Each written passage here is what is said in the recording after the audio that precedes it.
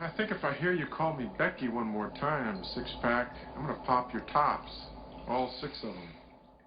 Who are you?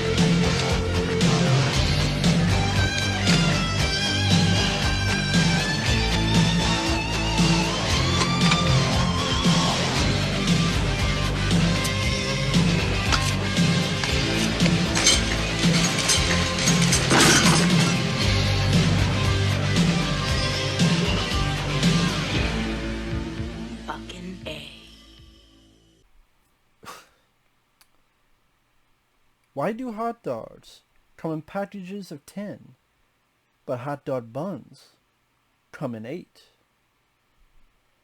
That's the big philosophy conversation that's brought up again and again. That literally at the end, that's like the big culmination. Oh, it's because, hey, be happy with what you got. Because you didn't always get a hot dog. This movie sucks. Now this is a paid request from Joseph. I thank him for that. If you want to request pretty much anything, topic, reaction, review, re-review, randomness, out of the blueness, you just send it either directly to my PayPal or join my Patreon. Both links are down below in the info box. Now, Bulletproof Monk is a film that came out in 2003, and I saw in the theater, because that was a year where I lived near a theater, and I went there maybe every other week or so. Saw a ton of films in 2003 in the theater, from Kangaroo Jack to Identity to Terminator 3, Bad Boys 2, the Matrix sequels, Dreamcatcher, Finding Nemo. The gamut is up and down. Not all, but a lot of films in 2003 I saw. Even for like National Security with Martin Lawrence, and yes, even Bulletproof Monk, as you can see with Chow Yun-fat from John Woo films like Hard Boiled, The Killer. He was in the film called The Replacement Killers, of course, Crouching Tiger, Hidden Dragon, and then you have Seann William Scott, Stifler from the American Pie films, who was also in The Rundown, an underrated action flick starring Dwayne "The Rock" Johnson. And just to show you the back there a little bit. Now, why did I get this DVD? Because when I saw this in the theater, I was not enjoying the film, but also there were about 2 or 3 teen girls in the front row that kept doing this the entire time. They kept talking. A character died. They're laughing about it. Now, granted, I was not enjoying the film anyway, so I didn't walk up and complain. But if it was like a Rambo 4, John Wick, nowadays, I mean, then I would have said something. But for Bulletproof Monk, I'm like, they're being annoying as fuck. And I don't call them bitches, because I have no respect for people that if you're in a fucking movie theater, shut the fuck up. It's one thing if you're, oh my god, or like you're laughing when you're supposed to laugh. You go, oh shit. That's different from literally just talking. So shut the fuck up, put a dick in your mouth and shut up, please. All 3 of you in a row. Okay? Or go the fuck home. Do it in your own time. Do it to yourselves.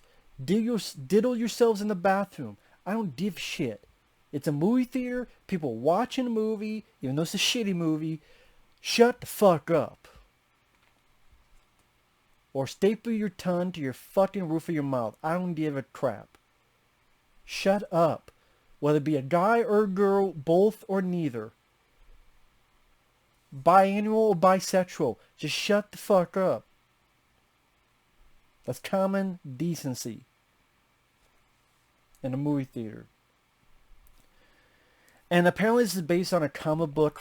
Never read the comic book. I've never even heard of the comic book. I don't know people who ever read the comic book.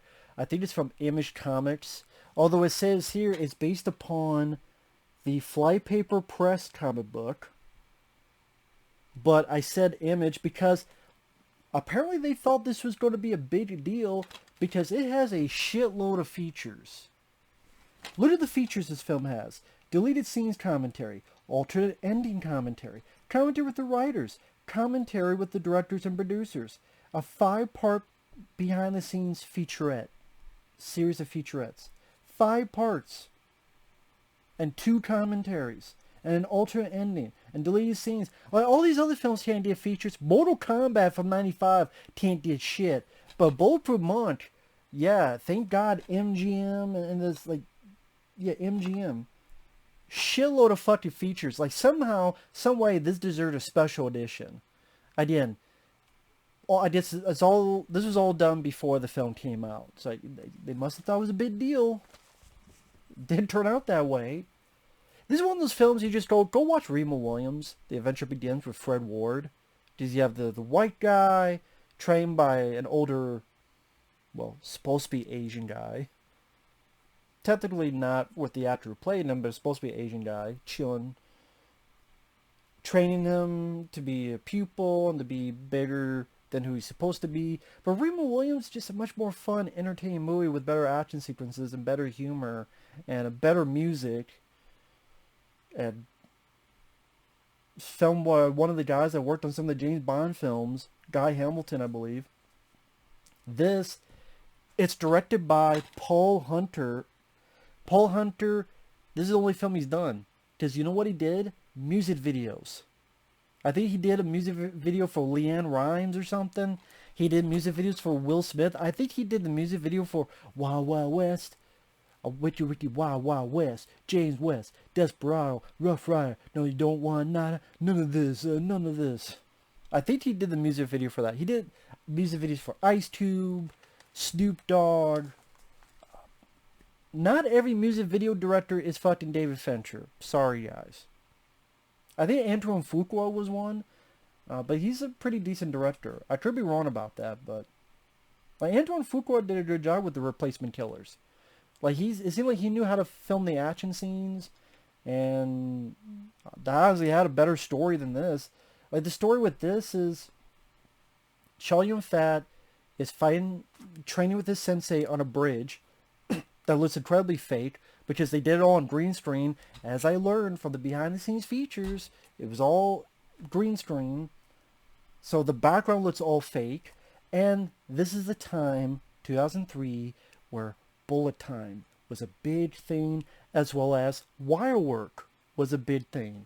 Because 3 years before, you had Crouching Tiger, Hidden Dragon. And then you also had The Matrix in 99. And then in 2003, you did the Matrix sequels.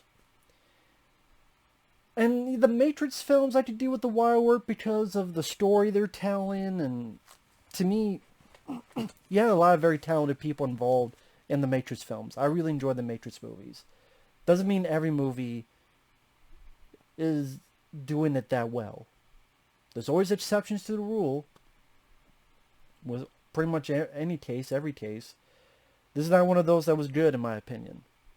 I didn't care for the story, where it's a scroll, and these Nazis want it, because it contains hidden power, and when the sensei gives his power to Chow Yun-fat, he's now the new Bulletproof Monk, and apparently you're able to be the same age for 60 years, and then you help people, I guess like your Bill Bixby from the Incredible Hulk TV show, like your David Banner. But it's now time to find a new pupil. He's also still being chased by the Nazis, or at least the ancestors of those Nazis. And they want the power and key to immortality and all that other stuff. Stuff that you've seen done in a lot of other movies of this type. And he meets Seann William Scott, who's a pickpocket, and sees the signs and goes, could it really be him? Well, maybe he's the prophecy and he's the next pupil that will take over for me. Since the 60 years is almost done and gone. And I like Chow Yun-fat. Chow Yun-fat is trying. He's smiling. He's joking with Seann William Scott. He's got a jovial attitude about it. He's not sleepwalking through the role. It's just there's nothing to the script. I'm sorry to... Who the fuck are the writers? Ethan Reif and Cyrus Voris, which apparently on the credits, they worked on Men of War with Dolph Lundgren. Because I think John Sayles wrote it, and they got rewritten probably from these guys. But I like Men of War with Dolph Lundgren. They also came up with the original story for Kung Fu Panda, and then other writers took over it. There was another movie, I forget what it's called, that they did the screenplay work for. But maybe they had an off day, or maybe it's the subject matter, the comic book material. I don't know. Maybe it's the director who never directed a movie before and never directed a movie since. Maybe it's the fact of going all wire work, and then you don't have the effects budget of the Matrix films, so they don't look nearly as good. And they were dated then, they're very dated now, with the over-the-top wire work flipping up like you're flying, and it just looks off and floaty, so the person has no weight to it. And here's the thing about when you do that. Yes, again, there are exceptions to the rule, but when you're having a movie where people can just float around, the suspension of disbelief, even for escapism fun, is stretched more and more. Because here's the thing. Unless you put rules, and yes, for last time, there are exceptions if you're having enough fun, if you have enough entertainment value. But if you're not, your mind wanders to this stuff, and you go, okay, wait a minute. If they can float here, and they can fly there, and they can do this, then when another problem occurs, you go, well, just fly. Just float.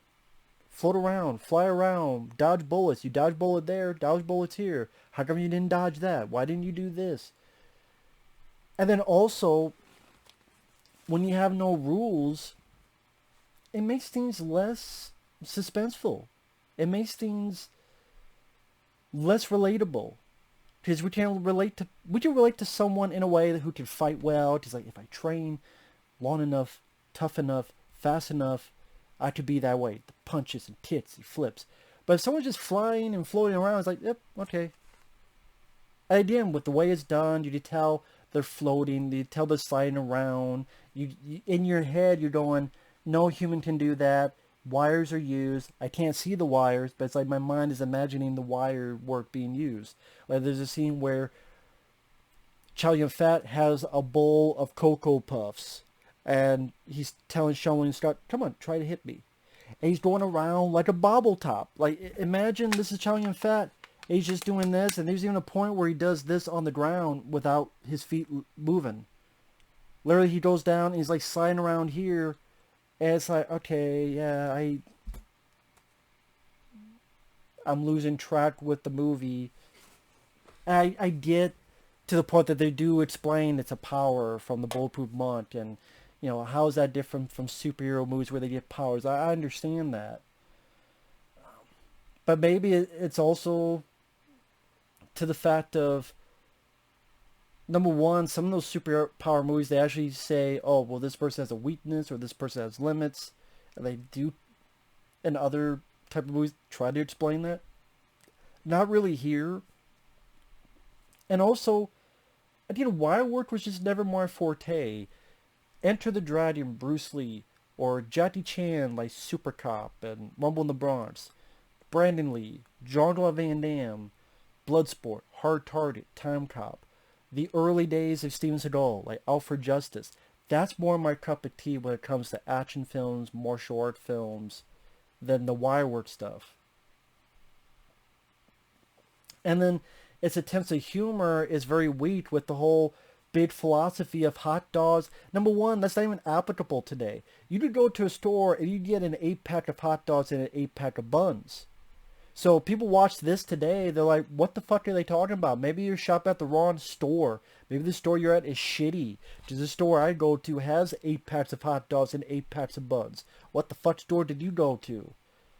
And they don't realize that that was a thing back then. And on top of that, why the fuck do you choose that, even if it's for comedic state, to be your big fucking philosophy? Especially at the end of the film, that's like one of the last lines of dialogue in the movie. They're talking about hot dogs and hot dog buns. Is this the happening again? The one guy who's obsessed with hot dogs? Maybe the writers were hungry. They were hungry for hot dogs, so hey, write about hot dogs. I don't know. Like I said, Chow Yun-fat is trying. Seann William Scott, I like Seann William Scott, but it was nice to see him try to do something a little bit different, as in, there are moments here where he's trying to be a little bit more serious, as well as a little bit more, as well as the comedy. I've always liked Seann William Scott, whether it be Do Where's My Car. I think he does a better job in The Rundown. The Rundown was a better fit because Peter Berg filmed those action scenes much better than this was done. And that has over-the-top fight scenes as well. But again, that's what I mean by the exception. They're better filmed. So yeah, The Rock, there's no way he can jump and avoid these whips, but the way Peter Berg and whoever, filmed it and doing it in slow-mo and has a sense of style, and when he throws the table up and the whip cracks it in two, and these nice wide shots. Okay, if you don't want to do it, film it well and it's edited well. And I understand the choreography. I can appreciate the choreography. That's one of the many things fun about The Rundown. Plus, The Rock and Seann William Scott worked better dialogue and banter-wise. Chow Yun-fat and Seann William Scott, I wouldn't say they had a lot of chemistry, but I don't know if I blame them more than, again, the writing and the director. To be honest, I think the director was in over his head, because making a music video is different than making a studio picture that had a decent-sized budget, which, again, they put a lot of fucking special features before the film came out, so they must have thought this would go to do some amount of business. Maybe not the Matrix amount of business, but some type of business. And maybe a Bulletproof Monk 2.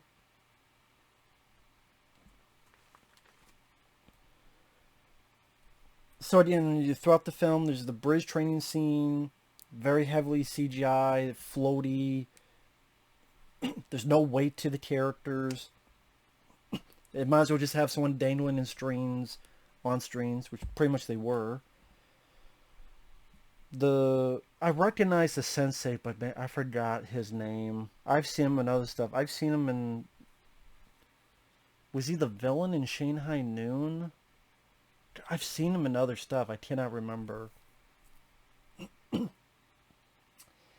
Gives Chow Yun-fat his powers, and then like 10 seconds later gets shot. I'm like, wow, that was bad timing.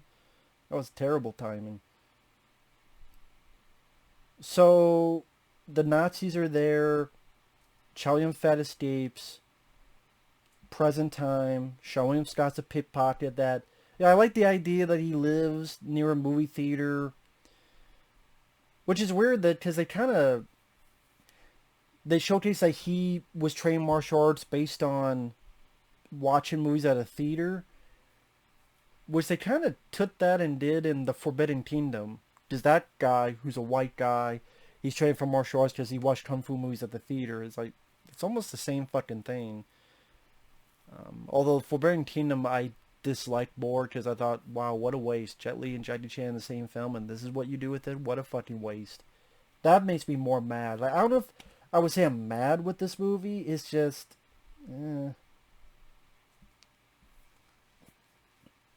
Again, I like Chow Yun-fat and Seann William Scott. They just... don't have the best script because this, again, the story isn't really that interesting. It just seems like stuff pieced together from other better movies, whether it be, you know, any number of other comic book films. Again, it made me think of Remo Williams. Because Remo Williams dodges bullets too. Like Remo Williams, he was bullet dodges before The Matrix and all that stuff. And the comedy just didn't work with... Like, there's a point where Seann William Scott is facing against this Dane, and the Dane is literally... The head Dane member is called Mr. Funktastic. Funktastic. Funktastic. Mr. Funktastic. I'm like, who's also with his crew? Scotty Too Hottie? Is he going to do the worm? Mr. Funktastic? Like, what kind of Dane is led by a guy named Mr. Funktastic? And again, the fight scenes I can't enjoy because it's heavily edited, so I can't enjoy any choreography. It's like, pa, pa, pa, pa, pa, pa, pa, pa. And then when you do see stuff, it's obvious wire work and floating around, and it's the Matrix, but you don't have that hidden logic of, well, it's in the Matrix and it's a computer program. No, it's just, you just believe. What, I'm not supposed to believe the laws of gravity? If you truly believe they don't, then they don't. I mean, wow, that fucking easy, huh? And that's actually before Seann William Scott gets any powers. So apparently anyone can just float around if they want to.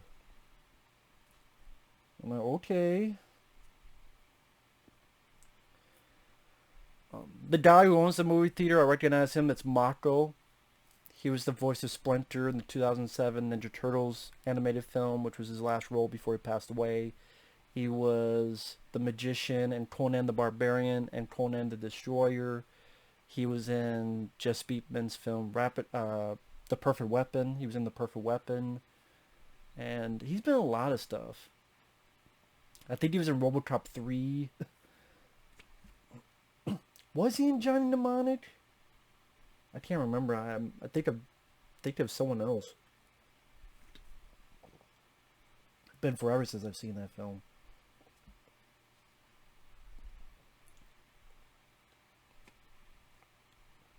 And again, the action scenes are very bullet time, wire work stuff.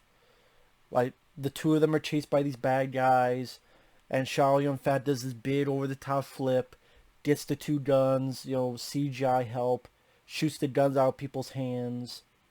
There's a point where there's a rooftop and there's a big satellite dish and there's a helicopter, and Chow Yun-fat gets on one helicopter part and is able to flip over to the other one and get inside. Meanwhile, Seann William Scott is being dragged by the satellite dish that's fallen to the ground, and his foot's caught in the wire. And like, you did juvenile humor in there, which I don't understand why that was the case. Like, there's a scene where Chow Yun-fat shows Seann William Scott his buddies who are also monks, and gives him this thing to wipe his hands with and wash it. So, oh, this is nice. What's it made of? Oh, it's... what the fuck? How did he put it? Oh, it's homemade from my urine. It's homemade from my own urine. Yeah, I needed to hear Chow Yun-fat talk about how that thing is made out of his own piss. Great writing. Fantastic. And then some of the proverbs that Chow Yun-fat's given to say sound like they come out of a fucking fortune cookie. It's not about knowing your enemy, but it's about knowing yourself. That sounds like someone on a fucking fortune cookie. Does that mean like the writing or the source material or both? And then again, a director who's a first time, so he's not that experienced. I think you could tell his inexperience in this. And there's also this girl. I forgot. Fuck her name. Fuck was her name? God damn it. Jaime King. Yeah, of course, Jaime King.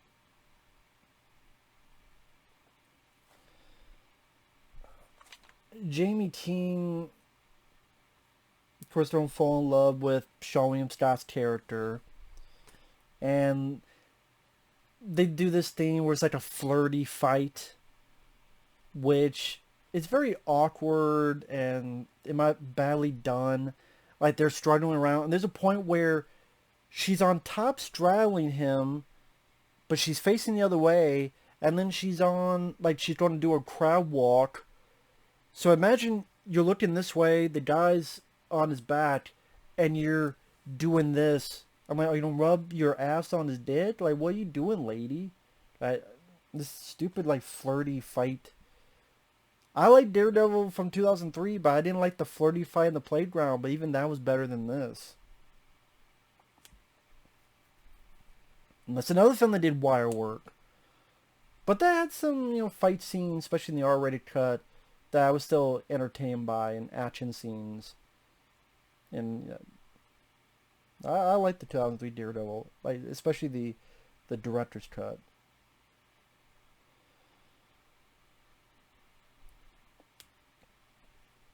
So, long story short, get to finale, they've caught Chow Yun-fat, they're going to do these tests and try to get the power from the scroll. But I guess they also need Chow Yun-fat as well. So I guess the scroll is not good enough, they need Chow Yun-fat as well. So, Seann William Scott and the girl, they try to get down there, and like this weird thing where Jaime King sets up this bomb. It's a crash test dummy, and the crash test dummy they made so that the dummy does this to the bad guys, and then it blows up. I'm like, okay. And the alternate ending, I think it was, the fight was underground, but I guess they thought, nah, we want it on a roof. So this is weird cut. It's not even a cut, but Seann William Scott is getting his ass kicked by this Nazi who's now more youthful because he's got some of the power now. There's a pipe. He kicks Seann William Scott to the pipe, and then Chow Yun-fat runs up, but I don't even really get how the hell he did this, where he gets to Chow Yun-fat, but I swear it looked like he's coming from this way, but somehow they're over here and go through a wall. I was a bit confused. I think some of the editing is not that good. The score at times seems a bit over the top, but honestly, Eric Serra, who did the music, I don't know, I probably would say that's one of the better parts of the film. It's not a great score, but it's a serviceable score. Although, maybe a bit stereotypical with like the flutes and the...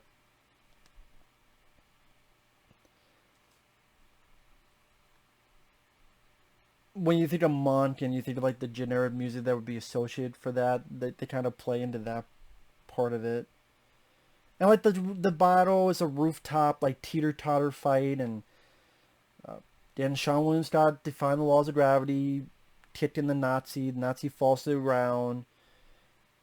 Then they're down below at the floor level, and then the Nazi's alive, shoots Jaime King, but then Seann William Scott does this really weird kick stuff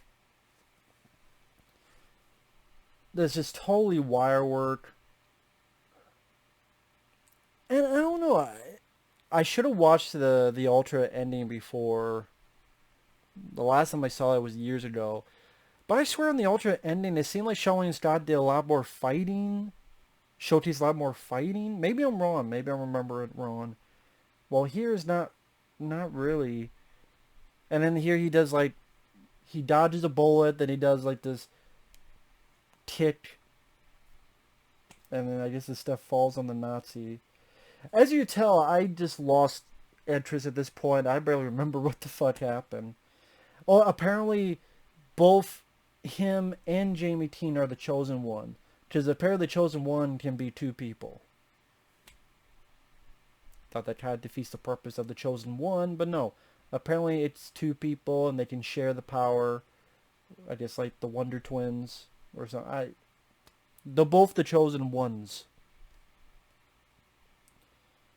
And then they have that fucking hot dog speech, and Chow Yun-fat's given his power. He's old. He walks away to have a vacation, and the movie's over. I mean, Bulletproof Monk. It's definitely a movie of its time, and not in a good way. It was a time when wire work, Matrix type bullet time, that was definitely the fad, so to speak, and they really played up into that. I think Chow Yun-fat and Seann William Scott, they could not do much with a lame, poor script, lazy lines of dialogue, or just unfunny pieces of humor. And then the action scenes you can't be entertained by, or at least if you're someone that's just not the most into wire work, obvious CGI, obviously CGI help in the fulfillment of this wire work and floaty flying shit. And again, the CGI doesn't hold up the best, especially nowadays.